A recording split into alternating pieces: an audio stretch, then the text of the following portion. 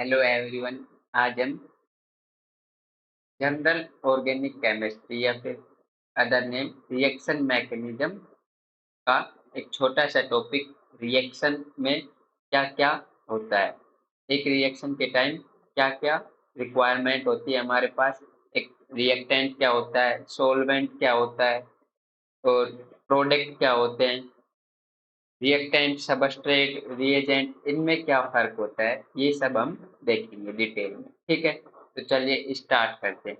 तो किसी भी रिएक्शन में होता क्या है, पुराने बॉन्ड जो पहले से ऑलरेडी दो बिटवीन एटम के बीच में पहले से जो बॉन्ड है वो ब्रेक डाउन होंगे और नए बॉन्ड फॉर्मेशन होंगे। तो रिएक्शन के टाइम होता क्या है, ये हम लिख लेते हैं। ड्यूरिंग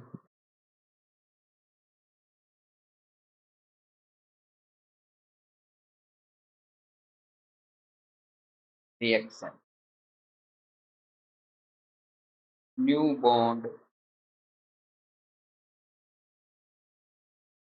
फॉर्मेशन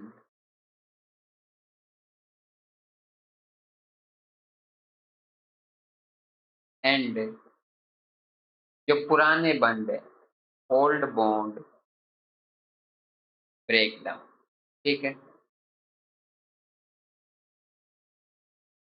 एक रिएक्शन के टाइम क्या क्या होता है, ड्यूरिंग रिएक्शन जो नए बॉन्ड है उनका फॉर्मेशन होगा और पुराने बॉन्ड है वो टूट जाएंगे। ठीक है, ये होता है एक रिएक्शन के टाइम पर। ठीक है, तो जैसे हम, अच्छा उसके बाद रिएक्शन में हम कराने के लिए, किसी भी रिएक्शन को कराने के लिए एक टेस्ट ट्यूब लेते हैं हम।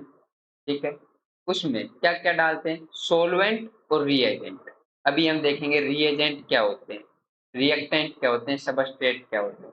सोलवेंट, कोई भी सोलवेंट, अब मान लो जैसे हम NaCl और KCl डाल दो, है ना, तो वो आपस में रिएक्ट नहीं करेंगे। ठीक है, NaCl डाल दें, बेस डाल दें और एसिड डाल दें तो भी एक सोलवेंट की जरूरत होगी हमारे पास। ठीक है, जैसे सोलवेंट क्या क्या हो सकते हैं हमारे पास, H2O है। ठीक है, और क्या हो सकता है, कीटोन, एसीटोन भी हो सकता है। ये सब हमारे पास क्या है, सोलवेंट। ठीक है, और रिएक्टेंट क्या होते हैं, बिटवीन टू सबस्टांस के बीच में जो रिएक्शन होगी होती है वो क्या होते हैं, रिएक्टेंट। तो रिएक्शन में क्या क्या पार्टिसिपेशन होता है, एक सोलवेंट का और एक रिएक्टेंट का। ठीक है,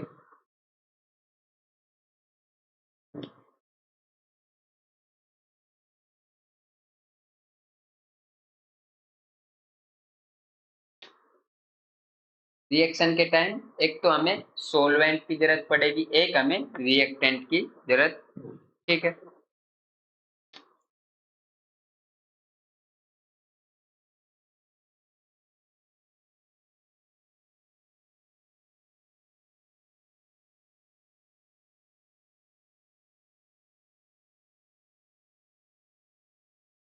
during reaction old bond break down and new bond का फॉर्मेशन। ठीक है, नए बंध का क्या होगा, निर्माण होगा। जो पुराने बंध है वो टूट जाएंगे और नए बंध का निर्माण होगा। ठीक है, रिएक्शन के टाइम। तो रिएक्शन कराने के लिए हमें क्या क्या रिक्वायरमेंट होगी, सोलवेंट प्लस रिएक्टेंट। ठीक है, रिएक्टेंट क्या होते हैं, प्रोडक्ट क्या होते हैं। जैसे हमारे पास कोई रिएक्टेंट है AB, AB हमारे पास कोई रिएक्टेंट है और दूसरा रिएक्टेंट है हमारे पास CD। ठीक है, ये आपस में रिएक्शन करके क्या बना लिया इन्होंने, प्रोडक्ट। तो देखो, C और D के बीच में पहले से बॉन्ड है और A और B के बीच में भी पहले से बॉन्ड है। अब ये बॉन्ड क्या हो जाएंगे, ब्रेक डाउन और नए बॉन्ड का फॉर्मेशन हो जाएगा। ठीक है, ये बॉन्ड क्या हो जाएंगे, ब्रेक डाउन, और हमारे पास क्या बन जाएगा, एक नया बॉन्ड बन जाएगा। मान लो A रिएक्ट कर जाए C से और B रिएक्शन बी एटम जुड़ जाएगा डी से। अब जो बॉन्ड बना है वो नया बॉन्ड बना है between two atom A and C, B and D के बीच में, ठीक है। एक रिएक्शन के टाइम एक बॉन्ड जो पहले से है ओल्ड बॉन्ड ब्रेक डाउन होंगे और नए बॉन्ड का फॉर्मेशन होगा, ठीक है। और क्या क्या रिक्वायरमेंट होगी, एक सोलवेंट एक रिएक्टेंट, ठीक है। जो रिएक्शन के जनरली एरो के साइड में, अगर फॉरवर्ड रिएक्शन है तो बैकवर्ड होगी तो अपोजिट हो जाएगा, प्रोडक्ट रिएक्टेंट का काम करेगा। लेकिन जनरल एक मान लो इरिवर्सिबल रिएक्शन है और फॉरवर्ड डायरेक्शन में, फॉरवर्ड मतलब आगे की तरफ, तो जो लेफ्ट हैंड साइड में होगा वो क्या होगा हमारे पास रिएक्टेंट, और प्रोडक्ट क्या होगा राइट हैंड साइड, ठीक है। तो ये तो थे हमारे पास रिएक्टेंट एंड प्रोडक्ट, ये तो। अब उसके बाद रिएक्टेंट में क्या क्या होते हैं, दो चीजें होती है रिएक्टेंट में, एक सबस्ट्रेट एक होता है रिएजेंट। तो इनमें क्या फर्क होता है ये देखते हैं हम। सबस्ट्रेट और रिएजेंट, रिएक्टेंट दो चीजों से मिलकर के बना होता है, सबस्ट्रेट प्लस रिएजेंट, ठीक है। तो सबस्ट्रेट के लिए हम लिखें, सबस्ट्रेट जनरली क्या होते हैं, जनरली लेस रिएक्टिव, ठीक है। और रिएजेंट क्या होते हैं हमारे पास, मोर रिएक्टिव, ठीक है।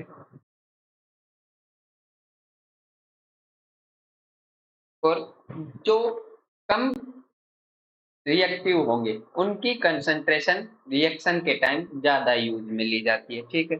इनकी कंसंट्रेशन कंसंट्रेशन मोर अमाउंट में यूज करेंगे, ठीक है। और जो ज्यादा रिएक्टिव होंगे उनकी कंसंट्रेशन कम ली जाती है, ठीक है। लेस कंसंट्रेशन लेस अमाउंट में यूज करेंगे, ठीक है। जो सबस्ट्रेट होते हैं वो कम रिएक्टिव और अधिक कंसंट्रेशन में, ठीक है। और जो रिएजेंट होते हैं वो मोर रिएक्टिव, कंसंट्रेशन उनकी कम ली जाती है, ठीक है। ऐसा क्यों, देखिए जैसे मान लो हमारे पास कोई मेटल और हम उसमें पानी डालें, जैसे फर्स्ट एक ही मेटल पानी डाल दे, बहुत तेजी से रिएक्शन होगी, इसलिए हम क्या करते हैं पानी में पहले सोलवेंट लेंगे पानी, ठीक है, एक ट्यूब में, और उसके बाद ड्रॉप बाय ड्रॉप क्या करेंगे उसमें मेटल आयन के क्रिस्टल डालेंगे, ठीक है। ना कि मेटल एक ट्यूब में मेटल पहले डाल दे उसके बाद पानी डाल दे, ब्लास्ट हो जाएगा। जनरली क्या करते हैं ट्यूब में पहले पानी रख लेंगे उसके बाद बाद में मेटल का क्रिस्टल डाला जाएगा, इसलिए रिएजेंट क्या होते हैं मोर रिएक्टिव, लेस अमाउंट में यूज करते हैं ड्यूरिंग रिएक्शन, ठीक है। अब उसके बाद हम आगे चलते हैं,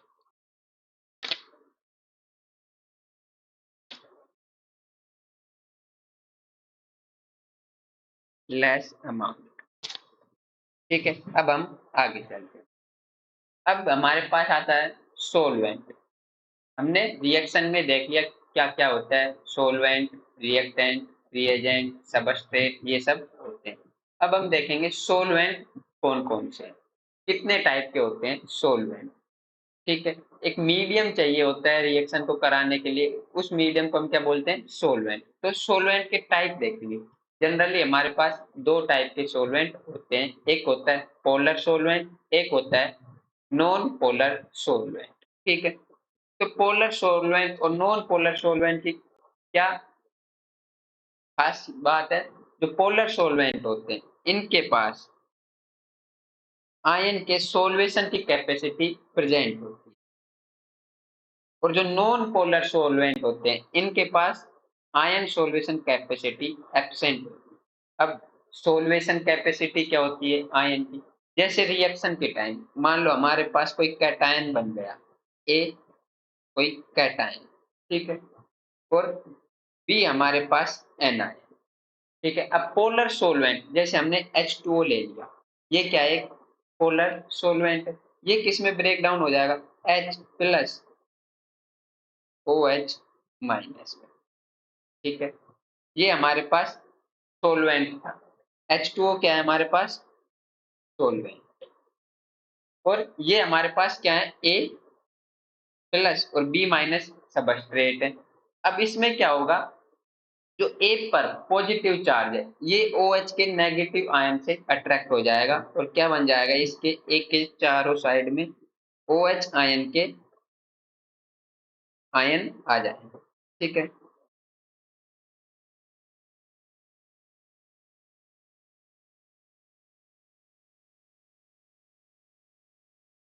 ऐसे OH पर कैसा चार्ज है, नेगेटिव चार्ज, तो OH पर क्या जाएगा, नेगेटिव चार्ज। और ए पर कैसा चार्ज था, पॉजिटिव चार्ज। ऐसे ही बी एनायन, बी हमारे पास क्या है, एनायन, ठीक है। ऐसे ही हम बी के लिए लिख लेते हैं, बी के पास अब बी पर कौन सा चार्ज है, माइनस चार्ज। और यहाँ पे जो सोलवेंट H2O यूज किया हमने, H प्लस आएगा और बी के चारों साइड लग जाएगा, H H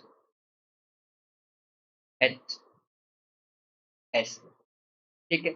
और यहाँ पे चार्ज क्या आ जाएगा हमारे पास, हाइड्रोजन पर प्लस चार्ज है और बी पर क्या है हमारे पास, नेगेटिव चार्ज, ठीक है। अब हुआ क्या कि जो कैटायन और एनायन है, सबस्ट्रेट के जो कैटायन और एनायन है, वो सोलवेंट के कैटायन एनायन से सोल सोल्वेशन हो जाएगा, उनके चारों तरफ आयन आ जाएंगे। इसको क्या बोलते हैं हम, आयन सोल्वेशन कैपेसिटी, ठीक है। तो जो पोलर सोलवेंट होते हैं इनके पास क्या होती है, ये प्रेजेंट होती है। और जो नॉन पोलर सोलवेंट होंगे, अब जो नॉन पोलर सोलवेंट होंगे उनके पास ना तो एनायन होगा और ना ही कैटायन होगा, ठीक है। सोलवेंट के पास तो वो क्या, जो सबस्ट्रेट के आयन बनेंगे उनका सोल्वेशन कर पाएंगे, नहीं कर पाएंगे। जैसे हमारे पास बेंजीन है, एग्जाम्पल लेकर के हम देखते हैं। जैसे हमारे पास C6H6 बेंजीन, अब ये क्या है, नॉन पोलर है और नॉन पोलर है तो इसका म्यू क्या हो जाएगा, जीरो, ठीक है। नॉन पोलर का म्यू कैसा होता है, जीरो। पोलर सोलवेंट का म्यू कैसा होता है, नॉन जीरो, ठीक है। अब ये आयन ही फॉर्म नहीं करेगा तो जो सबस्ट्रेट के कैटायन और एनायन है, क्या उनका सोल्यूशन कर पाएगा, नहीं कर पाएगा। और क्या क्या हो सकता है हमारे पास, CCl4, ठीक है, ये इसके एग्जाम्पल है, SO3, ठीक है, ये इसके एग्जाम्पल। और क्या ले सकते हैं हम, एल्केन, ठीक है। ये सभी कैसे नॉन पोलर सोलवेंट। अब पोलर सोलवेंट भी दो तरीके के होते हैं, ये हम आगे देखेंगे, ठीक है। अब इसको आगे देखते हैं इनमें। हाँ, अब हमारे पास आ गया पोलर सोलवेंट के टाइप। एक होता है पोलर प्रोटिक, नाम से देखो देखो, पोलर प्रोटिक। प्रोटिक का मतलब है प्रोटॉन H प्लस डोनेट करेगा, ठीक है। और पोलर मतलब उसका म्यू नॉन जीरो होगा, ठीक है। अब यहाँ पे क्या है, पोलर तो है, mu equal to non zero, ठीक है। लेकिन यहाँ पे एक एक्स्ट्रा टर्म आ गया, वर्ड आ गया, ए प्रोटिक, यानी कि ये H plus does not release, ठीक है। ये प्रोटॉन रिलीज नहीं करेंगे। अब इनके पास अगर प्रोटॉन रिलीज नहीं करेंगे, ठीक है, यानी कि H प्लस रिलीज नहीं करेंगे और ये H प्लस रिलीज करेंगे।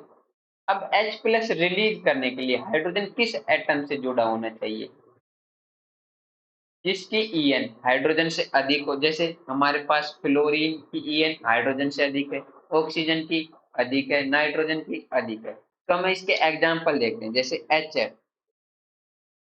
ठीक है, अब HF नॉन पोलर है, म्यू इक्वल टू पोलर है, सॉरी नॉन पोलर नहीं पोलर है। तो ये हाइड्रोजन और फ्लोरीन के बीच में जो बॉन्ड है, फ्लोरीन पर डेल नेगेटिव, हाइड्रोजन पर डेल पॉजिटिव, ये ब्रेक डाउन होकर H plus plus fluorine minus में कन्वर्ट हो जाएगा। अब जो ये सोलवेंट है HF, इसके पास क्या है, कैटायन भी है और एनायन भी है। तो जो सबस्ट्रेट में कैटायन और एनायन, ये दोनों का क्या कर देंगे, सोल्वेशन कर देंगे। ऐसे ही हमारे पास H2O है, ये भी H प्लस और OH माइनस में ब्रेक डाउन हो जाएगा। ठीक है, और ऐसे ही हमारे पास एल्कोहल, एसिड, ठीक है, ये किस में कन्वर्ट हो जाएगा, RO minus plus H plus. और एसिड तो हमें पता ही है H प्लस रिलीज करता है, RC double bond O minus plus H plus.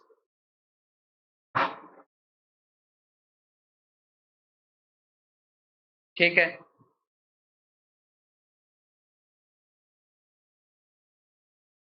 ऐसे ही हमारे पास ammonia,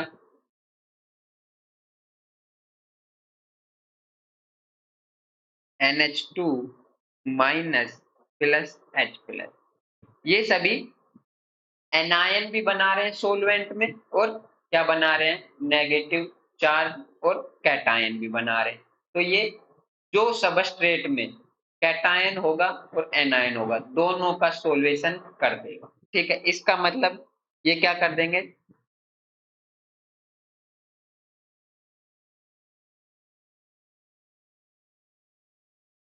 cation and anion, anion both part of substrate,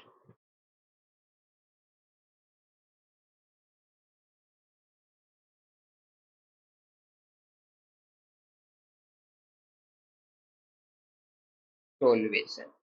ठीक है, क्यों, क्योंकि इसका जो सोलवेंट है वो कैटायनिक पार्ट भी है और एनायनिक पार्ट है, इसलिए दोनों का सोल्वेशन कर देगा। ठीक है, ड्यूरिंग रिएक्शन। अब हम देखेंगे ए पोलर सोलवेंट के बारे में। ठीक है, तो देखो,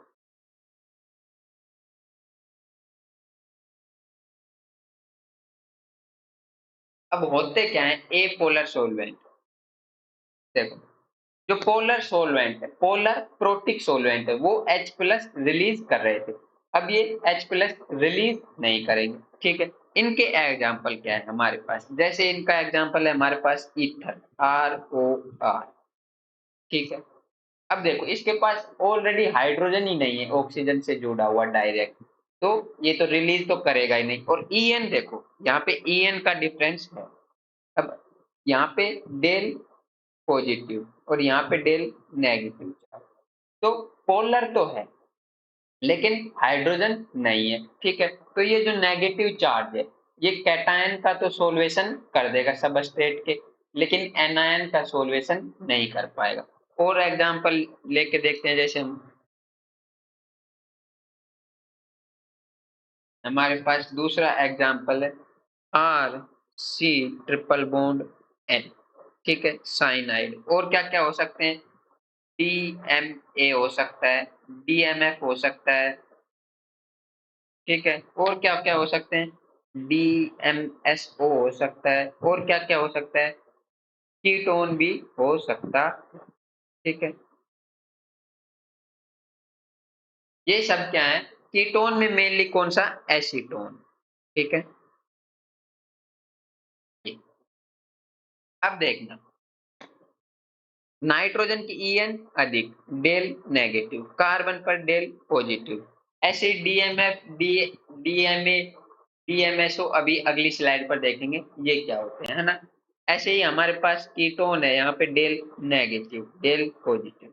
अब यहाँ पे H प्लस तो रिलीज नहीं हुआ, लेकिन del negative charge, partial negative charge generate हो गया। ये अब नेगेटिव चार्ज है सोलवेंट के पास, तो सबस्ट्रेट में किसका सोल्यूशन कर सकता है? कैटायन का। क्यों? क्योंकि नेगेटिव चार्ज किससे अट्रैक्ट होगा? कैटायनिक पार्ट से। तो यहाँ पे सोल्यूशन ओनली किसका होगा सबस्ट्रेट में? कैटायनिक पार्ट का सोल्यूशन हो सकता है। ये पॉइंट हम लिख लेंगे। During reaction only cationic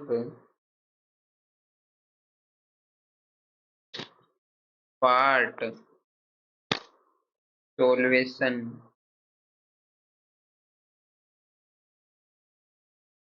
is possible. ठीक है, ओनली किसका? कैटायनिक पार्ट का। ठीक है, ये हमने सोलवेंट के बारे में देखा। अब हमारे पास DMA, DMSO, di methyl sulfoxide, DMF, di methyl formamide, di methyl acetamide, ये सब हमारे पास, ये भी कैसे हैं? सब के सब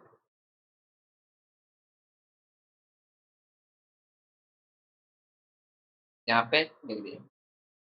ये सब हमारे पास क्या है? पोलर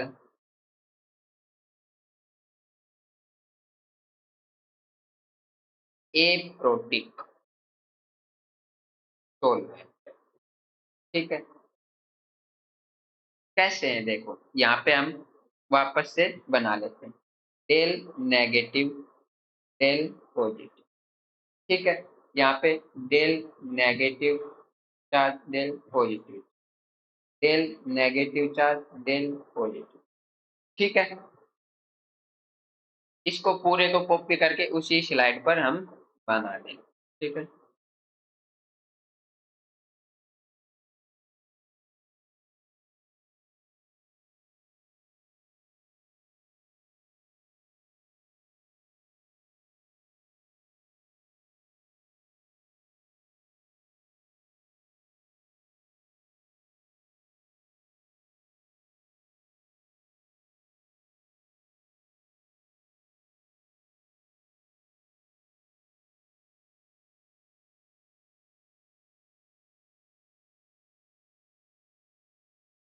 ठीक है, हो गया।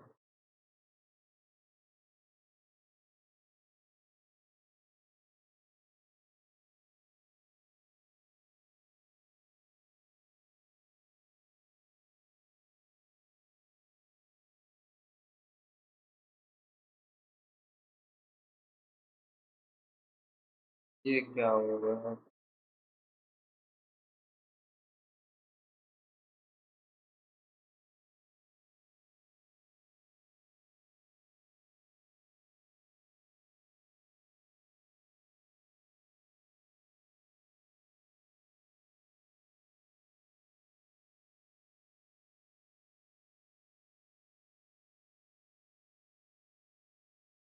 वहीं पे रहने दे, नहीं होगा।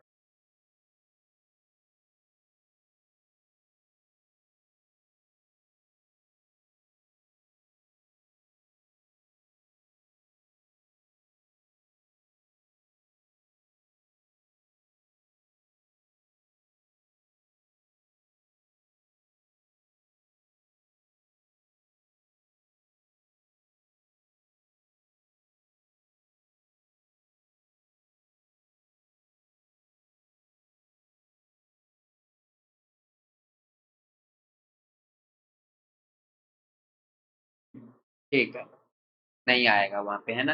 अब हम देखेंगे रिएजेंट। सोलवेंट तो हमने देख लिया, रिएजेंट देखते हैं। रिएजेंट क्या क्या हो सकते हैं हमारे पास? तो रिएजेंट में हमारे पास एक हम पढ़ेंगे इलेक्ट्रोफाइल, एक पढ़ेंगे हम न्यूक्लियोफाइल, एक पढ़ेंगे हम एम्पीफाइल। ठीक है, तो इलेक्ट्रोफाइल की बात करें, फाइल मतलब लविंग ग्रुप। ठीक है, तो जो इलेक्ट्रॉन को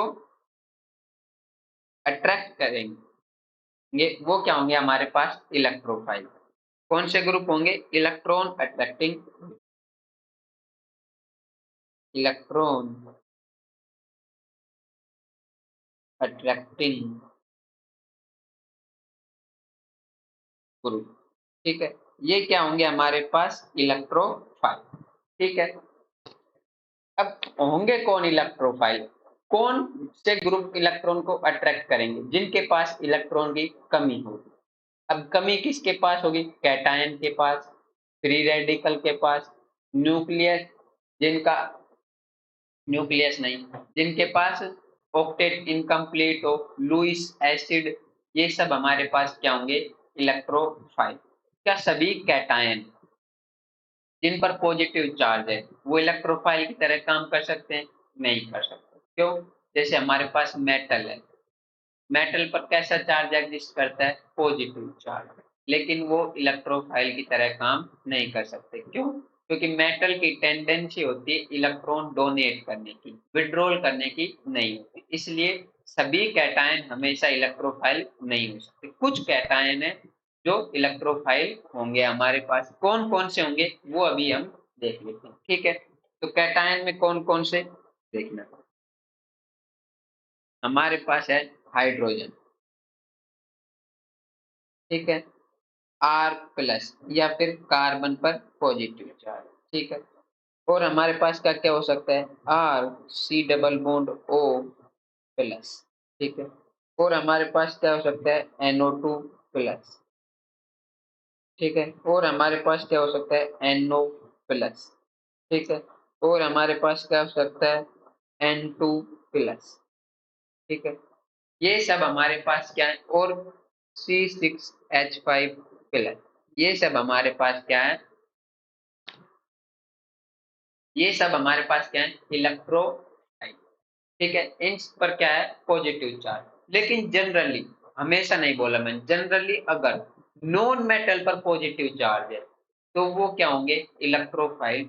मेटल पर पॉजिटिव चार्ज से हमें इलेक्ट्रोफाइल होने का पता नहीं लगता। क्यों, क्योंकि मेटल तो इलेक्ट्रॉन डोनेटिंग नेचर पर की होती है। तो जो भी कैटायन है हमारे पास वो क्या होंगे, इलेक्ट्रोफाइल होंगे। लेकिन कैटायन में भी कौन से, मेटल को हटा करके। ठीक है, अब दूसरा कौन सा हो सकता है इलेक्ट्रोफाइल, ऑक्टेट इनकम्प्लीट स्पीशीज भी हमारे पास क्या हो सकती है, इलेक्ट्रोफाइल। ऑक्टेट इनकम्प्लीट स्पीशीज, एक होता है ऑक्टेट रूल, है ना, जिसमें वैलेंस सेल में 8 इलेक्ट्रॉन होने चाहिए। फिर एक्सेप्शन आ जाते हैं कि कौन ऑक्टेट रूल को फॉलो नहीं करेगा। तो जिसमें 8 वैलेंस सेल इलेक्ट्रॉन को हटा करके कम हो या फिर ज्यादा हो, कम होने वाले को ऑक्टेट इनकम्प्लीट बोला जाता है। 8 से ज्यादा वैलेंस सेल में इलेक्ट्रॉन है तो ऑक्टेट एक्सपेंशन बोला जाता है। वो भी क्या है, अपवाद है ऑक्टेट रूल के। लेकिन इलेक्ट्रोफाइल ओनली वो ही होंगे जो ऑक्टेट इनकम्प्लीट होंगे, यानी कि 8 से कम इलेक्ट्रॉन स्पीशीज वैलेंस सेल में होंगी, वो क्या होंगी हमारे पास, एक्ट एज ए इलेक्ट्रोफाइल काम कर सकती है। ठीक है, इनके हमें एग्जांपल देख लेते हैं। कौन कौन से होंगे देखना, PeCl2। ठीक है, और क्या हो सकता है, BF3। ठीक है, और क्या हो सकता है, AlCl3।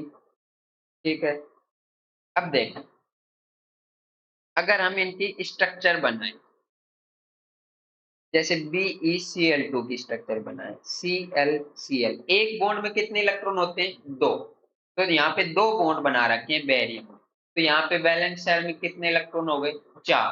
तो क्या इसका ऑक्टेट कंप्लीट हो गया, नहीं। इसका मतलब इसके पास कितने इलेक्ट्रॉन की कमी है, 4 इलेक्ट्रॉन की कमी है। तो ये क्या करना चाहेगा, इलेक्ट्रॉन गेन। तो ऑक्टेट इनकम्प्लीट स्पीशीज कैसे हो जाएगी, इलेक्ट्रोफाइल। इसके पास कितने इलेक्ट्रॉन है, 4 इलेक्ट्रॉन है वैलेंस शेल में।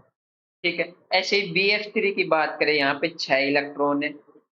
और AlCl3 के पास भी कितने इलेक्ट्रॉन है, 6 इलेक्ट्रॉन। इनकी भी एक बार मैं स्ट्रक्चर बना के दिखा देता हूँ कैसी होती है। BF3 की स्ट्रक्चर कुछ ऐसी होती है। ठीक है, यहाँ पे कितने बॉन्ड है, 3 बॉन्ड है। तो इलेक्ट्रॉन कितने हो गए, 6। तो यहाँ पे इलेक्ट्रॉन के कितने की कमी है, 2 की। ठीक है, तो ये क्या हो जाएंगे, इलेक्ट्रॉन ऑक्टेट इनकम्प्लीट स्पीशीज, इसलिए इलेक्ट्रोफाइल की तरह काम करेंगे। ऐसे ही सेम स्ट्रक्चर AlCl3 की होगी। ठीक है, अब देखना उसके बाद, तो ये, इसको हम दूसरा नाम और क्या दे सकते हैं, इनके लिए हम लिख सकते हैं कौन सी species, Lewis acid. Lewis acid क्या होते हैं, जो लोन पेयर गेन करते हैं वो क्या होते हैं, लुईस एसिड। और जो लोन पेयर डोनेट करेंगे वो क्या होंगे, लुईस बेस। अब ये BeCl2 BF3 AlCl3 इनके पास इलेक्ट्रॉन की कमी है, तो ये लोन पेयर एक्सेप्ट करेंगे, तो ये क्या हो जाएंगे, लुईस एसिड। ठीक है, अब उसके बाद हमारे पास आता है फ्री रेडिकल। ठीक है, इसका देखते हैं। अगर हम बात करें फ्री रेडिकल, ठीक है, तो फ्री रेडिकल का मतलब क्या होता है, ना तो कैटायन ना एनायन, उस एटम पर एक इलेक्ट्रॉन। ठीक है, जैसे हमारे पास फ्री रेडिकल के एग्जांपल हैं H plus, oh sorry H free radical, chlorine free radical, और क्या हो सकता है CH3 फ्री रेडिकल। ये सब ये सब क्या है, हमारे पास इलेक्ट्रोफाइल की तरह। अब फ्री रेडिकल के पास भी इलेक्ट्रॉन ऑक्टेट इनकम्प्लीट है, तो ये भी क्या हो जाएंगे, हमारे पास एक्ट एज ए इलेक्ट्रोफाइल काम करेंगे। ठीक है, अब उसके बाद आता है कार्बीन के बारे में। तो देखो कार्बीन के लिए देखते हैं।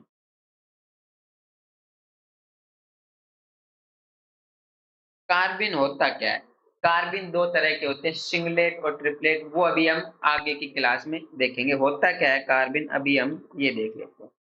ये होता है कार्बन, एक कार्बन पर क्या तो लोन पेयर के फॉर्म में या फिर एक ऑर्बिटल में एक इलेक्ट्रॉन।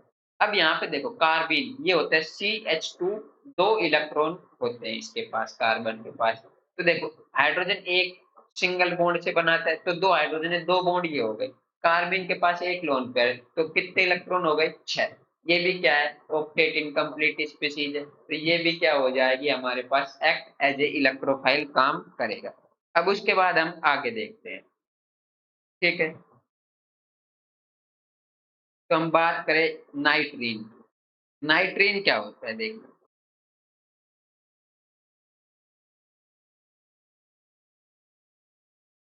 नाइट्रीन होता है हमारे पास NH लोन पेयर, ये हमारे पास नाइट्रीन है, NH और नाइट्रोजन के पास दो लोन पेयर। अब देखो नाइट्रोजन के वैलेंस शेल में कितने इलेक्ट्रॉन है, दो तो इस बॉन्ड में है, और दो इस बॉन्ड में, और दो इसके पास लोन पेयर है, 6 इलेक्ट्रॉन है। तो यानी कि ये भी क्या है हमारे पास, ऑक्टेट इनकम्प्लीट स्पीसीज है, तो ये भी क्या हो जाएगा हमारे पास, एक्ट एज ए इलेक्ट्रोफाइल काम करेगा, नाइट्रीन भी। ठीक है, उसके बाद हमारे पास आता है वैकेंट डी ऑर्बिटल मॉलिक्यूल। ठीक है, ये कैसे होता है देखना।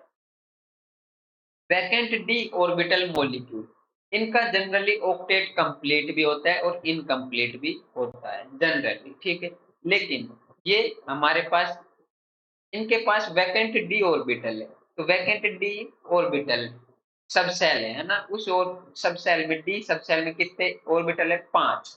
तो यानी कि ये 10 इलेक्ट्रॉन का गेन कर सकते हैं। ठीक है, जनरली इतना 10 होता नहीं है, क्यों, रिपल्सन होने लग जाता है इलेक्ट्रॉन का, एक से दो इलेक्ट्रॉन गेन होते हैं। तो ये क्या करेंगे, एक्सेप्ट एक्सपेंशन कर लेंगे ऑक्टेट का। ठीक है, सेकेंड पीरियड में कभी भी 3D ऑर्बिटल या फिर 4D ऑर्बिटल नहीं आता। थर्ड पीरियड के एलिमेंट जो पी ब्लॉक के, उनके पास वैकेंट डी ऑर्बिटल होने की वजह से वो क्या होते हैं, हमारे पास ऑक्टेट एक्सपेंशन की कैपेसिटी रखते हैं, इसलिए वो क्या हो जाएंगे हमारे पास, एक्ट एज ए इलेक्ट्रोफाइल काम करेंगे। इनके एग्जाम्पल क्या है वो हम देख लेते हैं, जैसे PCl3। ठीक है, PCl5।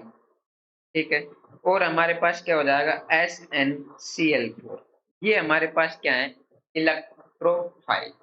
अब देखना फोस्फोरस, फोस्फोरस और ये हो जाएगा हमारे पास Sn।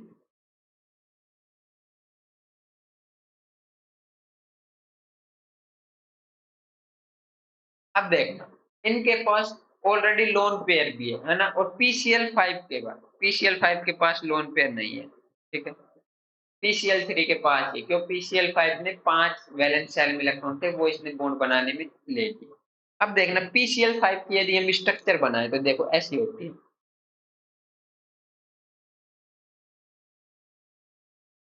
अब इसके वैलेंस शेल में कितने इलेक्ट्रॉन है, 10 इलेक्ट्रॉन है, क्यों, क्योंकि इसने 5 बॉन्ड बना रखे, ईच बॉन्ड हैव 2 इलेक्ट्रॉन, तो टोटल बॉन्ड कितने हो गए इसके पास? 10 इलेक्ट्रॉन हो गए, ठीक है, 5 बॉन्ड के पास।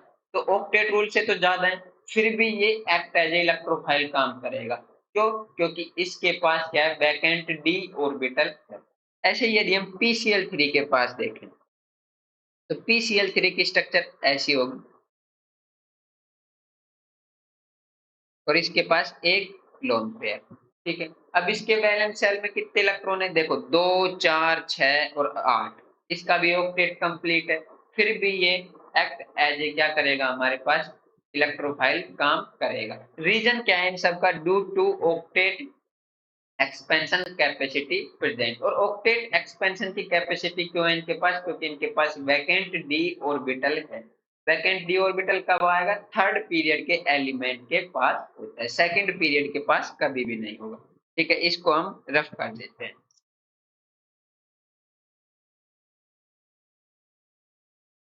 अब उसके बाद हम आगे देखते हैं, ये क्या पॉइंट है। देखो, दो न्यूट्रल डबल बॉन्डेड मॉलिक्यूल, कौन से? डबल बॉन्डेड हैं, न्यूट्रल भी हैं, और वो एक्ट एज ए इलेक्ट्रोफाइल काम कर सकते हैं। कब करेंगे लेकिन? जब En ऑफ सेंट्रल एटम कम हो En ऑफ सराउंडिंग एटम से। कुछ समझ में नहीं आ रहा क्या होता है। अब देखना क्या होता है ये एक्चुअल में। देखना, हमारे पास है SOCl2, जैसे हमारे पास क्या है? SOCl2, ठीक है। इसकी यदि हम स्ट्रक्चर बनाए,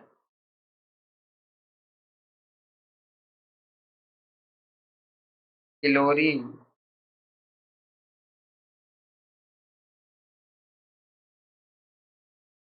chlorine, chlorine, double bond O, और ये एक लोन, ठीक है। अब देखो, न्यूट्रल है कि नहीं? ये एसोसिएट बिल्कुल है। डबल बॉन्ड है कि नहीं इसमें? डबल बॉन्ड भी है, ठीक है। पहली लाइन कंप्लीट हो गई। अब उसके बाद जो एटम सेंटर में होता है उसको सेंट्रल एटम बोलते हैं, और जो एटम उससे जुड़े होते हैं उनको सराउंडिंग एटम बोलते हैं। तो यहाँ पे सराउंडिंग एटम क्लोरीन और ऑक्सीजन है। हमें किसकी बात करनी है? डबल बॉन्ड की। तो En ऑफ सराउंडिंग एटम की यदि ज्यादा है, तो सल्फर और ऑक्सीजन में से En किसकी ज्यादा है? सल्फर की ज्यादा है, वो ऑक्सीजन की ज्यादा है। तो यहाँ पे डेल नेगेटिव चार्ज, ठीक है। सल्फर कैसा पर कैसा चार्ज आ जाएगा? Del positive charge. सल्फर पर कैसा चार्ज आ जाएगा? डेल पॉजिटिव चार्ज, ठीक है। और यदि डेल पॉजिटिव चार्ज आ गया, यानी कि इसके पास इलेक्ट्रॉन की क्या हो जाएगी? कमी। और यदि इसके पास इलेक्ट्रॉन की कमी हो जाएगी, तो ये क्या करेगा? एक्ट एज ए इलेक्ट्रोफाइल काम करेगा। ऐसे ही हमारे पास कुछ एग्जांपल और हैं, जैसे SO2, SO3, ठीक है। ये हमारे पास कुछ एग्जांपल और हैं, इनके भी हम स्ट्रक्चर देख लेते हैं। Sulphur, double bond O, double bond O, एक लोन पेयर, ठीक है। SO3 की स्ट्रक्चर ये होती है, ठीक है। अब देखो, ये सभी न्यूट्रल भी हैं और डबल बॉन्ड भी प्रेजेंट है। लेकिन यदि En देखें, तो सराउंडिंग एटम की En क्या है? ज्यादा है। तो यहाँ पे डेल नेगेटिव चार्ज, यहाँ पे डेल नेगेटिव चार्ज, ठीक है। और सल्फर पर कैसा आ जाएगा? Del positive. सेंट्रल एटम पर कैसा चार्ज है? पॉजिटिव चार्ज है। तो ये एक्ट एज इलेक्ट्रोफाइल काम करेगा। सेम कंडीशन यहाँ पे भी, डेल नेगेटिव, डेल नेगेटिव, ठीक है। और सल्फर पर कैसा आ जाएगा? डेल पॉजिटिव चार्ज आ जाएगा।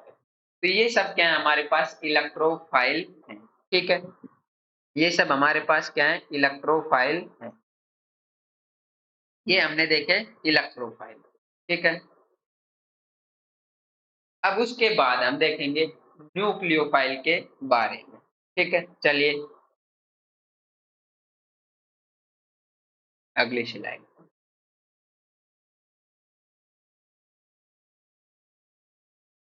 अब न्यूक्लियोफाइल क्या होते हैं? जो न्यूक्लियस को loving group, nucleus loving group. और न्यूक्लियस में क्या होता है? प्रोटॉन होते हैं और न्यूट्रॉन होते हैं। प्रोटॉन पर कैसा चार्ज? Positive charge. अब जब ये न्यूक्लियस को पास अट्रैक्ट करना चाह रहे हैं, तो इनके पास ऑब्वियसली कैसा चार्ज होना चाहिए, नेगेटिव चार्ज, या फिर इनके पास इलेक्ट्रॉन की डेंसिटी क्या होनी चाहिए, ज्यादा। जभी तो ये प्रोटॉन को अट्रैक्ट कर पाएंगे, दो अपोजिट चार्ज में ही अट्रैक्शन होगा। तो न्यूक्लियस यदि न्यूक्लियोफाइल यदि न्यूक्लियस को अट्रैक्ट कर रहे हैं तो इनके पास इलेक्ट्रॉन की एक्सेस होगी। तो ये इलेक्ट्रॉन रपलिंग ग्रुप तो होंगे, लेकिन न्यूक्लियस लविंग ग्रुप होंगे। तो ये कैसे होंगे, न्यूक्लियस को अट्रैक्ट करेंगे। तो ये इलेक्ट्रॉन डोनेटिंग ग्रुप हो गए कि नहीं, जो इलेक्ट्रॉन को डोनेट करेंगे। इलेक्ट्रोफाइल इलेक्ट्रॉन को अट्रैक्ट कर रहे थे, ये इलेक्ट्रॉन डोनेट करेंगे। ठीक है, हमारे पास ये कैसे ग्रुप हो जाएंगे, इलेक्ट्रॉन डोनेटिंग ग्रुप। ठीक है, ये हमारे पास कैसे हो जाएंगे, इलेक्ट्रॉन डोनेटिंग ग्रुप। ठीक है, और दूसरा पॉइंट क्या लिख सकते हैं हम इनके लिए,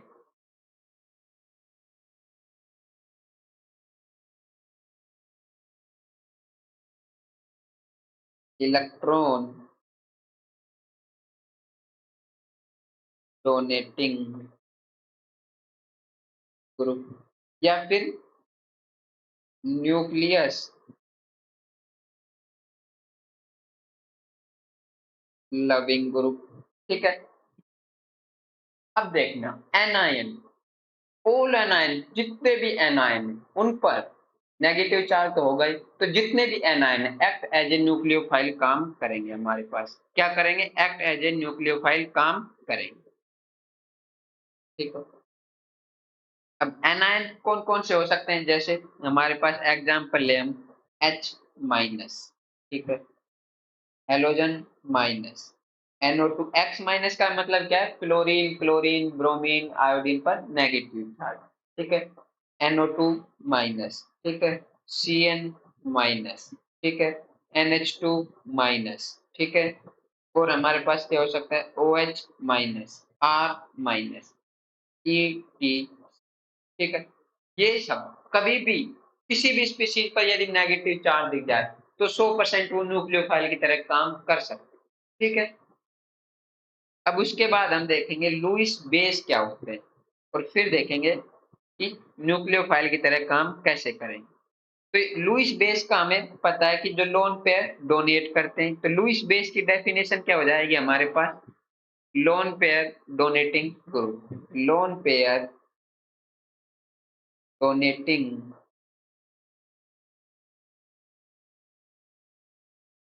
ग्रुप। और यदि लोन पेयर को डोनेट करेंगे, लोन पेयर में होते क्या है, इलेक्ट्रॉन होते हैं, तो यानी कि वो इलेक्ट्रॉन को डोनेट करेंगे तो लुईस बेस तो होंगे ही। और न्यूक्लियोफाइल भी क्या करते हैं, इलेक्ट्रॉन को डोनेट करते हैं, तो लुईस बेस भी क्या हो जाएंगे हमारे पास, न्यूक्लियोफाइल। अब Lewis base lone pair donate करने के लिए minimum at least one lone pair तो प्रेजेंट होना चाहिए, मिनिमम एक lone pair always present on central atom. Ca का मतलब सेंट्रल एटम, Sa का मतलब सराउंडिंग एटम। हमेशा यदि लुईस बेस का काम करेगा तो मिनिमम एक लोन पेयर तो होना ही चाहिए सेंट्रल एटम पर, नहीं अन्यथा वो लुईस बेस का काम नहीं करेगा। ठीक है, अब होते कौन कौन से तो हम वो लिख लेते हैं। हमारे पास अमोनिया NH3 के पास एक लोन पेयर है, नाइट्रोजन के पास CH3। ठीक है, और क्या है हमारे पास, ROR ईथर, इसके पास तो दो लोन पेयर है। ठीक है,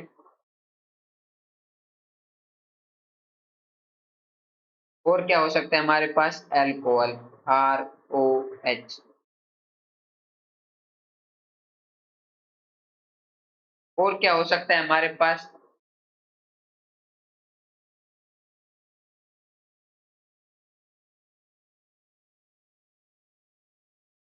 ठीक है, pyridine। और क्या हो सकता है हमारे पास, एसिड भी हो सकते हैं, C डबल बॉन्ड OH। ठीक है, इसके पास भी क्या है, लोन पेयर। तो ये सभी क्या हो जाएंगे हमारे पास, लुईस बेस, और लुईस बेस होंगे तो एक्ट एज ए न्यूक्लियोफाइल भी काम करेंगे। अब हमारे पास आता है मेटल हाइड्राइड। ठीक है। तो मेटल की टेंडेंसी कैसी होती है, हमेशा इलेक्ट्रॉन डोनेट करने की। कैसी टेंडेंसी होती है, हमेशा इलेक्ट्रॉन डोनेट करने की। तो यानी कि इलेक्ट्रॉन तो डोनेट तो करेंगे। ठीक है। अब मेटल हाइड्राइड का मतलब मेटल और हाइड्रोजन से मिलकर के बना हुआ कंपाउंड क्या होते हैं, मेटल हाइड्राइड। हमें दो ही याद रखने, ऑर्गेनिक केमिस्ट्री में हमारे दो ही यूज में आएंगे, LHSbl, lithium aluminium hydride. SbH का मतलब सोडियम बोरोन हाइड्राइड। ठीक है। ये हमारे पास दो मेटल हाइड्राइड हमें याद रखने, और ये भी क्या है, रिड्यूसिंग एजेंट है। LAH, इसकी फुल फॉर्म क्या है, lithium aluminium hydride. Lithium aluminium hydride. ठीक है। ये क्या डोनेट करेंगे, H माइनस डोनेट करेंगे। और H माइनस क्या होगा, न्यूक्लियोफाइल। ठीक है। ऐसे ही हमारे पास SbH, ये क्या है, सोडियम बोरोन 4 हाइड्रोजन, ये भी क्या करेगा, H माइनस रिलीज करेगा। तो मेटल हाइड्राइड क्या होते हैं, न्यूक्लियोफाइल होते हैं। ठीक है। अब उसके बाद हम आगे देखते हैं, ऑर्गेनोमेटेलिक कंपाउंड ये क्या होते हैं, ऑर्गेनोमेटेलिक कंपाउंड। तो हम बात करें यदि ऑर्गेनोमेटेलिक कंपाउंड की, तो ऑर्गेनो मतलब ऑर्गेनिक। ठीक है। मेटल भी होगा उसमें एक, और कंपाउंड। तो ऐसा कंपाउंड जिसमें मेटल और ऑर्गेनिक कंपाउंड किसके बने होते हैं, जनरली कार्बन के और हाइड्रोजन के, और उसमें एक मेटल ऐड कर देंगे, तो वो क्या हो जाएंगे हमारे पास, ऑर्गेनोमेटेलिक कंपाउंड। तो कौन कौन सा, एक तो ग्रिग्नार्ड रिएजेंट, RMgX। ठीक है। ये क्या है हमारे पास, ग्रिग्नार्ड रिएजेंट। देखो कार्बन, कार्बन हमारे पास क्या हो गया, ऑर्गेनिक कंपाउंड, मेटल, ठीक है, ऑर्गेनोमेटेलिक कंपाउंड। अब ये क्या रिलीज करते हैं, देखो ये कैसे ब्रेक डाउन होगा, R minus plus MgX plus, ऐसे रिलीज होगा। तो इसने क्या रिलीज कर दिया, एनायन, तो ये भी क्या हो जाएगा, एक्ट एज ए न्यूक्लियोफाइल। ऐसे ही हमारे पास और भी क्या है, R2Zn, और क्या हमारे पास, R2Cu,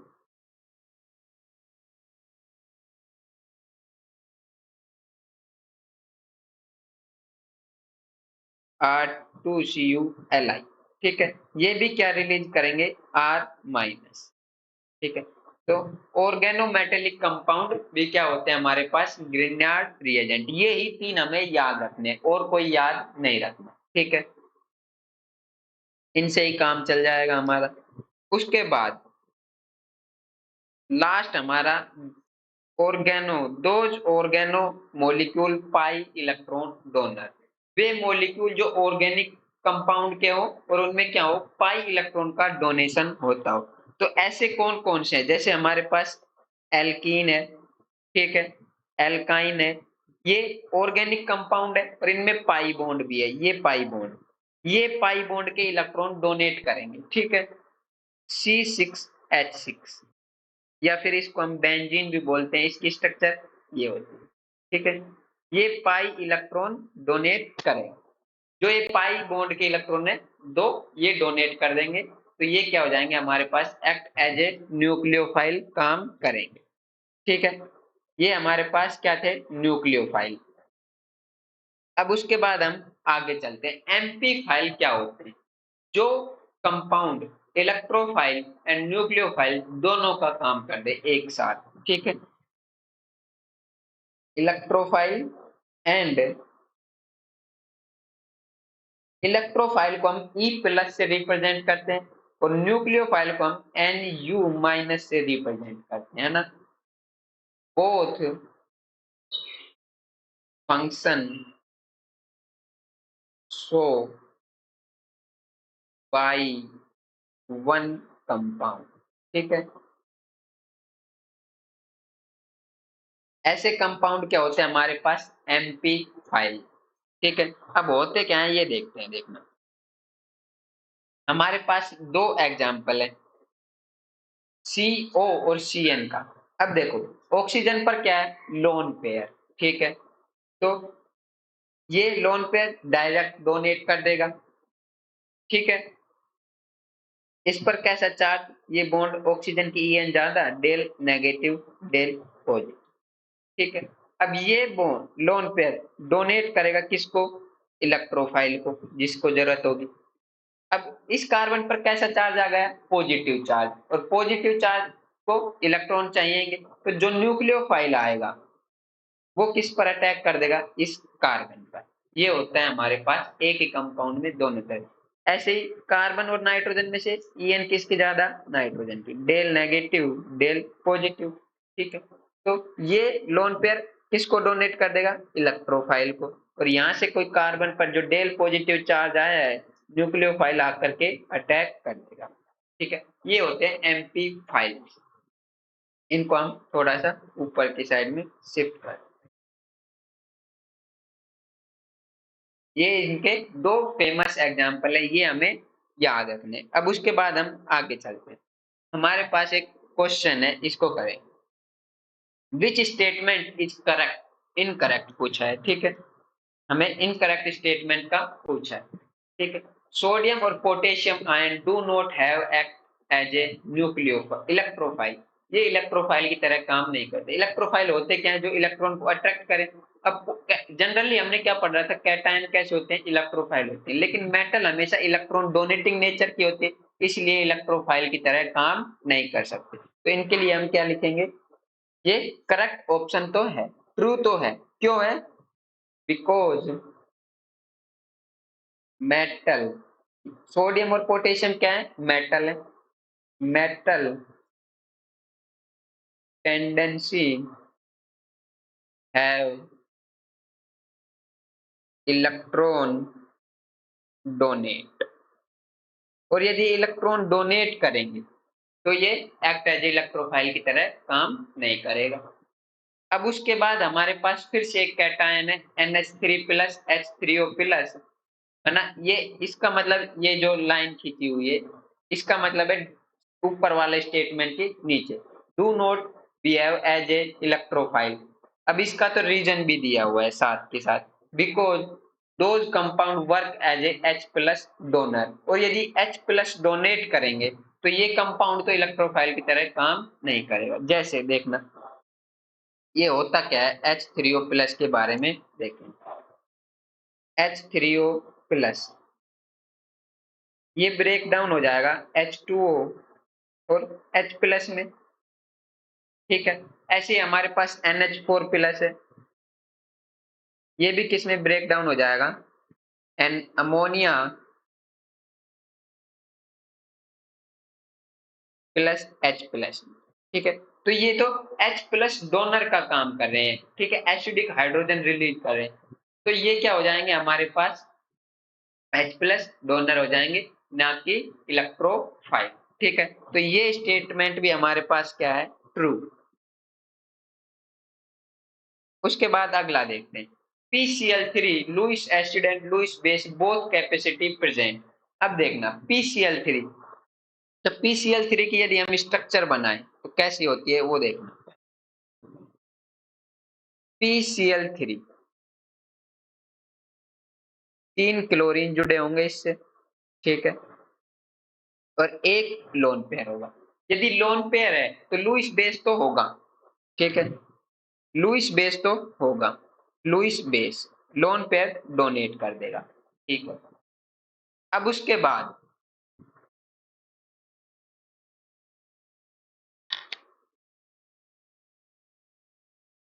लुईस बेस, अब उसके बाद हमारे पास ये तो है, ठीक है। लुईस एसिड की बात करें PCl3, तो phosphorus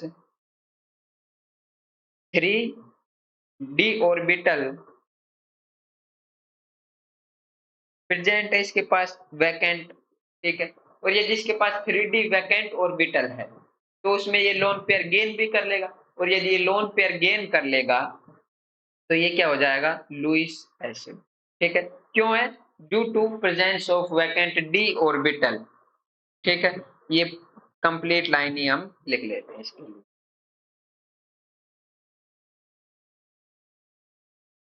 due to presence of vacant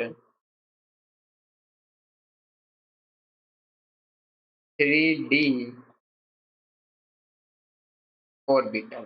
ठीक है, इसके पास क्या है, वैकेंट डी ऑर्बिटल है, तो वहां पे ये इलेक्ट्रॉन को गेन कर लेगा, तो ये क्या हो जाएगा, Lewis acid and Lewis base दोनों की तरह काम करेगा। ये स्टेटमेंट भी ट्रू है। ठीक है, दोनों तीनों क्या है, ये हमारे पास ट्रू स्टेटमेंट है तीनों। अब उसके बाद हमारे पास अगला स्टेटमेंट है, देखना NH3 बॉन्ड NH2, ये only act as a Lewis acid Lewis base दोनों का काम कर सकता है क्या, ये स्टेटमेंट हमारे पास देखते हैं अभी। तो इसके पास देखो, अगर इसकी बात करें हम, तो इसके पास लोन पेयर तो है। ठीक है, लोन पेयर तो है, NH2 लोन पेयर तो है, तो ये लुईस बेस तो हो जाएगा। अब लुईस एसिड होने के लिए इलेक्ट्रॉन गेन करना चाहिए, तो क्या नाइट्रोजन के पास वैकेंट डी ऑर्बिटल है, नहीं है, तो हम इसके लिए लिखेंगे वैकेंट डी ऑर्बिटल क्या हो जाएगा, एब्सेंट। और यदि वैकेंट डी ऑर्बिटल एब्सेंट है, तो ये लोन पेयर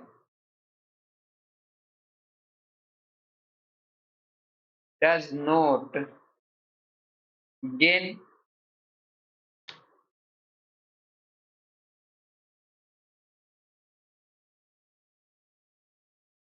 और यदि लोन पेयर गेन नहीं करेगा, तो ये क्या नहीं होगा, लुईस एसिड की तरह काम नहीं करेगा। ठीक है, क्यों नहीं है इसके पास वैकेंट डी ऑर्बिटल, क्योंकि ये क्या है, हमारे पास सेकंड पीरियड का है, तो ये स्टेटमेंट हमारे पास क्या हो जाएगा, गलत। ठीक है, ये हमारे पास क्या हो जाएगा, फॉल्स। अगला स्टेटमेंट है हमारे पास O N double bond O C N minus amphi donated nucleophile. इसका मतलब क्या है, एम्फी डोनेटेड न्यूक्लियोफाइल, जो कंपाउंड में सेंट्रल एटम भी इलेक्ट्रॉन डोनेट कर सके और सराउंडिंग एटम भी इलेक्ट्रॉन को डोनेट कर सके, ऐसे कंपाउंड। अब देखो, इसमें सेंट्रल एटम है, वो भी इलेक्ट्रॉन को डोनेट कर सकता है, क्यों, इसके पास लोन पेयर है। और सराउंडिंग एटम ऑक्सीजन माइनस, इस पर भी माइनस चार्ज में दो इलेक्ट्रॉन है, तो सराउंडिंग एटम भी इलेक्ट्रॉन डोनेट कर सकता है। ऐसे ही Cn माइनस में नाइट्रोजन पर लोन पेयर है, ये भी इलेक्ट्रॉन को डोनेट कर सकता है, और कार्बन के पास माइनस चार्ज है, ये भी इलेक्ट्रॉन को डोनेट कर सकता है। तो ये क्या हो जाएंगे हमारे पास, एम्फी डोनेट न्यूक्लियोफाइल, ये भी क्या हो जाएगा हमारे पास, ट्रू ऑप्शन। ठीक है, यहाँ पे हम लिखना चाहें तो लिख सकते हैं बोथ इलेक्ट्रॉन डोनेट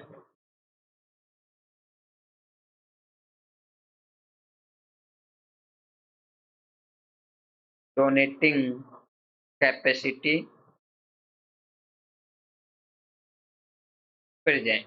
ठीक है, इसके पास भी नाइट्रोजन और लोन पेयर है, दोनों में सेम कंडीशन लग रही है, तो ये क्या हो जाएगा हमारे पास, ट्रू स्टेटमेंट हो जाएगा। ठीक है, ये था हमारे पास क्वेश्चन। अब उसके बाद आता है हमारे पास बॉन्ड क्लीवेज, रिएक्शन के टाइम बॉन्ड कितने तरीके से टूट सकता है। ठीक है, ये हमारा आज का लास्ट टॉपिक होगा। ठीक है, बॉन्ड क्लीवेज के बारे में। होमोलाइसिस, दो तरीके से बॉन्ड को हम तोड़ सकते हैं, होमोलाइसिस, हेट्रोलाइसिस। होमो मतलब सेम, लाइसिस मतलब किसी भी चीज को ब्रेक डाउन करना, हेट्रो मतलब डिफरेंट, लाइसिस मतलब ब्रेक डाउन। यानी कि यहाँ पे जो होमोलाइसिस में जो बॉन्ड होंगे, उनमें अब यहाँ पे किसका ब्रेक डाउन होगा, बॉन्ड का। बॉन्ड में क्या होते हैं, इलेक्ट्रॉन, तो इलेक्ट्रॉन की जो शेयरिंग होगी ब्रेक डाउन के टाइम, वो क्या होगी, सेम। और हेट्रोलाइसिस में सेम नहीं होगी। और यदि सेम नहीं होगी, एक बॉन्ड के दो इलेक्ट्रॉन, यदि एक एटम लिया जाएगा उस पर नेगेटिव चार्ज, तो ऑब्वियस सी बात है दूसरे एटम पर क्या आ जाएगा, नेगेटिव चार्ज। ठीक है, तो ये तो हमने पहली कंडीशन लिख लेते हैं। देखिए, जैसे हमारे पास ए एटम और बी एटम है, ठीक है। अब ए और बी के बीच में जो बॉन्ड है इसमें 2 इलेक्ट्रॉन है। कितने इलेक्ट्रॉन है? 2 इलेक्ट्रॉन है। और ये बॉन्ड ब्रेक होकर के, ठीक है, एक एक इलेक्ट्रॉन का क्या कर लें? साझा।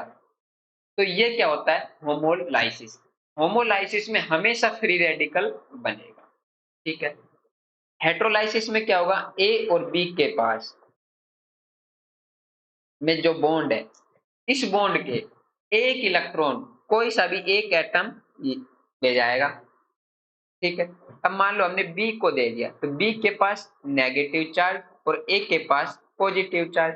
तो हेटेरोलाइसिस में क्या बने? एनायन और कैटायन। होमोलाइसिस में क्या बने? Free radical. अब फेवरेबल कंडीशन क्या होगी? अब देखो, यदि ए और बी की ईएन डिफरेंस अलग अलग ना हो, सेम हो, ए और बी एटम की ईएन लगभग सेम हो, तो क्या ये बॉन्ड के जो इलेक्ट्रॉन है वो एक एटम के पास जा पाएंगे? नहीं जा पाएंगे। इस कंडीशन में एक एक इलेक्ट्रॉन, ऐसे समझो कोई दो सेम ताकत के इंसान है, तो उनके बीच में यदि हम लड़ाई करा दे तो दोनों आपस में बराबर की टक्कर लेंगे, तो वहां पे कोई भी रिजल्ट नहीं आएगा, ठीक है। लेकिन यदि एक कमजोर के साथ एक तगड़े इंसान को लड़ाएंगे तो वहां पे एक की हार होगी, एक की जीत होगी। तो वहां पे एनायन और कैटायन सेम इसी तरह से यहाँ पे इलेक्ट्रॉन की शेयरिंग हो जाएगी। जिसकी ईएन ज्यादा उस पर नेगेटिव चार्ज, जिसकी ईएन कम वहां पर पॉजिटिव चार्ज आ जाएगा। तो फेवरेबल कंडीशन क्या होगी? ईएन डिफरेंस क्या होना चाहिए? यहाँ पर मिनिमम, ठीक है, मिनिमम। और यहाँ पर मैक्सिमम, ठीक है। यहाँ पर कैसा? मैक्सिमम। जितना ज्यादा ईएन डिफरेंस उतने ज्यादा पॉजिटिव और नेगेटिव चार्ज के आने की टेंडेंसी ज्यादा हो जाएगी। अब होता किसकी प्रेजेंस में? तो देखो, जब भी अब हम रिएक्शन के बारे में देखेंगे, है ना, तो हमें ये 4 चीजें दी हो। जैसे कौन कौन सी? तो देखो, फर्स्ट है हीट, ठीक है। हीट को हम डेल्टा के साइन से रिप्रेजेंट करते हैं, ठीक है। हीट दी हो तो उस कंडीशन में हमेशा फेवरेबल कंडीशन होमोलाइसिस की होगी, ठीक है। और यूवी रेज, यूवी रेज में तो हमेशा, ठीक है। और क्या हो सकता है हमारे पास? हाई टेम्परेचर, ठीक है, हाई टेम्परेचर। और क्या हो सकता है हमारे पास? Already have free radical. यदि पहले से रिएक्शन में फ्री रेडिकल है तो वहां पे 100% reaction homolysis, free radical substitution, free radical addition reaction, free radical, ठीक है। उसके बाद ये तो हमने फेवरेबल कंडीशन देख ली। अब इसके लिए हेटेरोलाइसिस के लिए फेवरेबल कंडीशन क्या हो जाएगी? इन 4 के अलावा हो जाएगी, ठीक है। ये हमें याद रखनी। उसके बाद सोलवेंट क्या होगा? होमोलाइसिस में जो सोलवेंट होगा, एक तो हमें ये याद ही रखना है कि ये सोलवेंट किस कंडीशन में लिया जाएगा? गैसियस स्टेट में, ठीक है, गैसियस स्टेट में, ठीक है। और कैसा सोलवेंट होगा? Non polar. कैसा? Non polar. अब देखो, हमें पोलर सोलवेंट की जरूरत कब होगी? जब सबस्ट्रेट में कैटायन और एनायन फॉर्म होंगे। यहाँ तो सबस्ट्रेट में कैटायन और एनायन है ही नहीं, फ्री रेडिकल है, तो सोल्वेशन कराने की जरूरत ही नहीं होगी, तो हम नॉन पोलर सोलवेंट काम में लेंगे। यहाँ पर कैसा सोलवेंट होगा?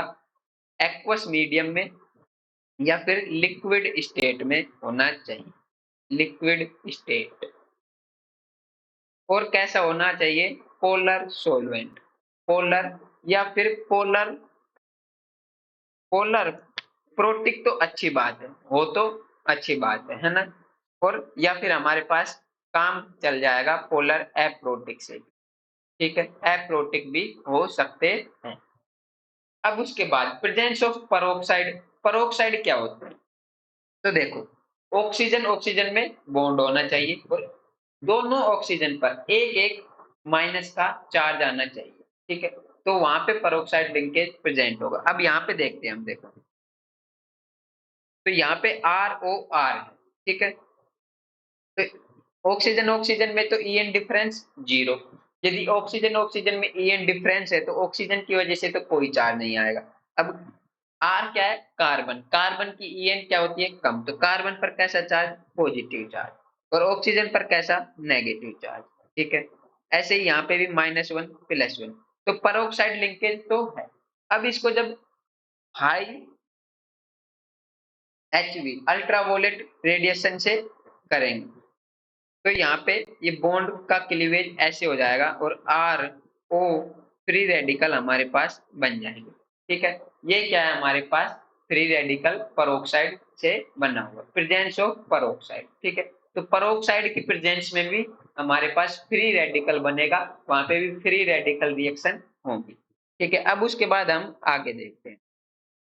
तो bond, type of bond dissociation, ये उसी से कनेक्टेड है ना। तो बॉन्ड को हम किस तरीके से तोड़ सकते हैं, तो होमोलाइसिस में क्या होता है, बॉन्ड के जो दोनों इलेक्ट्रॉन है वो क्या हो जाते हैं, शेयरिंग हो जाती है। तो जो बॉन्ड टूटेगा एक पर भी एक इलेक्ट्रॉन फ्री रेडिकल बन जाएगा और बी पर भी एक फ्री रेडिकल बन जाएगा, दोनों पर एक एक इलेक्ट्रॉन आ जाएंगे। हेट्रोलाइसिस में क्या होगा, कैटायन और एनायन के फॉर्म होंगे। अब मान लो यहाँ पर ईएन किसकी ज्यादा है, ए की ईएन ज्यादा है बी से। ठीक है, किसकी ईएन सपोज ज्यादा की हमने, ए की, तो ए के इस बॉन्ड के दोनों इलेक्ट्रॉन कौन लिया जाएगा, ए एटम, तो ए पर कैसा चार्ज आ जाएगा, नेगेटिव, प्लस बी पर कैसा चार्ज आ जाएगा, पॉजिटिव। और सपोज यहाँ पे मान लेते हैं हम ईएन किसकी ज्यादा है, बी की ज्यादा है ए से, तो इस टाइम में बी, इस बॉन्ड के दोनों इलेक्ट्रॉन लिया जाएगा तो ए पर कैसा चार्ज, पॉजिटिव, और बी पर कैसा चार्ज आ जाएगा, नेगेटिव। इस तरीके से बॉन्ड डिसोसिएशन हम कर सकते हैं। ठीक है, ये थी हमारी आज की क्लास।